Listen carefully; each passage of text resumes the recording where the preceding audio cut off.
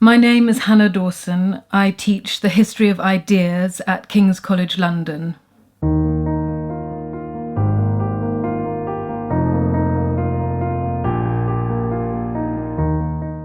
Welcome to my exp.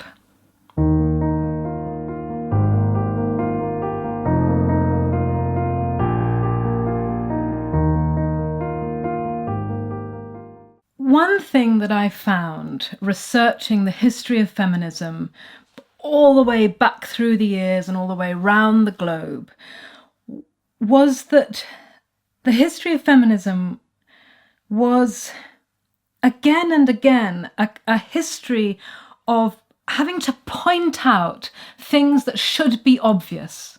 It's a history of trying to make visible things that are completely obvious and apparent to some, and yet apparently invisible to others. And that is true both of women pointing out their own situation to men, but also of some women having to point that out to other women.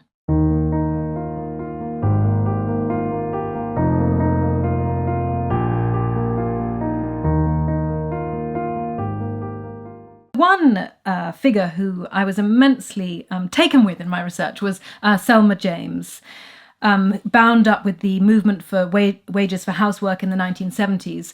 And she sort of took Marx's analysis and applied it to women and to feminism. So she took Marx's thought that what capitalism does effectively is cream off the labour power from the labourer, pay the labourer the minimum possible wage, and take away the profits. So you create wage slaves. And what she said was that if you look then at what happens in the home, if you look at women's work, that it's not just that they're that they're alienated from their labour power, but that it's entirely stolen from them. They're not even paid anything.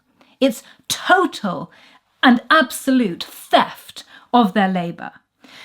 And that's why this was behind the whole women wages for housework movement, that this is work. Housework is work, and it ought to be thought of as such.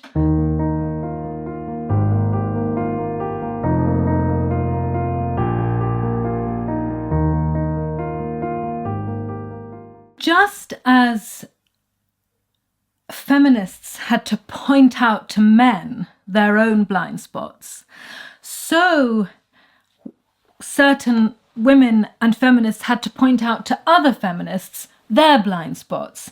And this is most centrally and importantly true in relation to white, middle-class, rich feminists who failed to see in the long history of the movement all sorts of ways, not only in which they were kind of not including, for example, women of colour, working class women, gay women, in their understanding of the category of woman, but also the ways in which they were positively exploiting those women.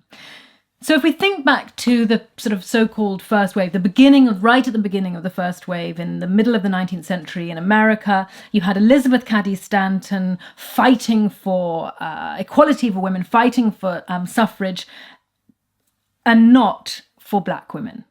And Sojourner Truth, the extraordinary abolitionist activist figure, famously stood up in a human rights convention in Ohio in 1851 and said, I hear all these people talking about women's rights, but ain't I a woman? And that fundamental question, ain't I a woman? Aren't I a woman too? Why are you excluding me from your category? Why are you excluding me from your project, your fight? Was one that comes up again and again.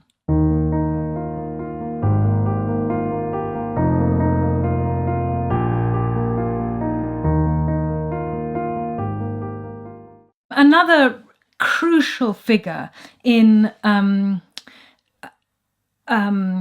alerting everyone to the extraordinary blind spots of white feminism was Audre Lorde.